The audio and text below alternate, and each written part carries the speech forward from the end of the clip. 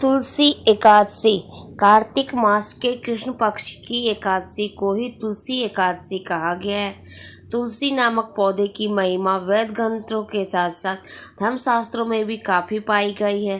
शास्त्रों में तुलसी को विष्णु प्रिया भी माना गया है।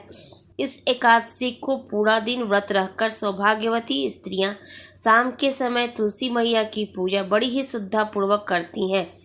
श्री कृष्ण की पत्नी सत्यभामा को अपने रूप पर बड़ा घमंड था।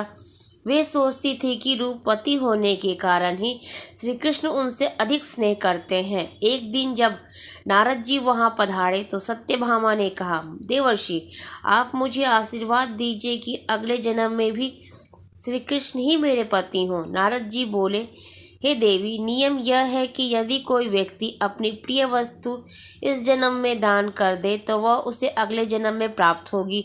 अतः तुम भी श्री कृष्ण को दान स्वरूप मुझे दे दो तो मैं तुम्हें अगले जन्म में जरूर मिलेंगे। सत्यभामा ने श्री कृष्ण को नारद जी को दान रूप में दे दिया।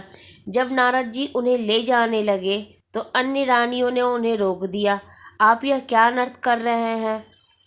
श्री कृष्ण के बिना हम कैसे जीवित रहेंगी? इस पर नारद जी बोले, हे देवी, सत्यभामा मुझे श्री कृष्ण को दान दे चुकी है, अब इन पर मेरा अधिकार है।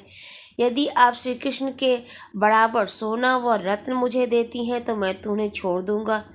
तब तराजू के एक पलड़े में श्री कृष्ण बैठाए गए तथा दूसरे पलड़े में सभी रानियां अपने अपने आभूषण चढ़ाने लगी, पर पलड़ा टस से मस न हुआ। यह देख सत्यभामा ने कहा, यदि मैंने उन्हें दान किया है तो बाढ़ भी मैं ही लूंगी। यह कहकर उन्होंने अपने सारे आभूषण चढ़ा दिए, पर पलड़ा नहीं हिला। वे बड़ी लज्जित हुई। सारा समाचार जब रुक्मणी ने सुना तो वे तुलसी पूजन करके उसकी एक पत्ती ले आई। उस पत्ती को पलड़े पर रखते ही तराजू का वजन बराबर हो गया। नारद तुलसी दल लेकर स्वर्ग चले गए। रुक्मणी श्री कृष्ण की पटरानी थी। तुलसी के वरदान के कारण ही वे अपनी व अन्य रानियों के सौभाग्य की रक्षा कर सकी।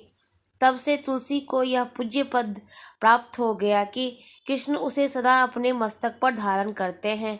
इसी कारण इस एकादशी के दिन तुलसी जी का व्रत व पूजन किया जाता है। इससे स्त्रियों के सुहाग और सौभाग्य की रक्षा होती है।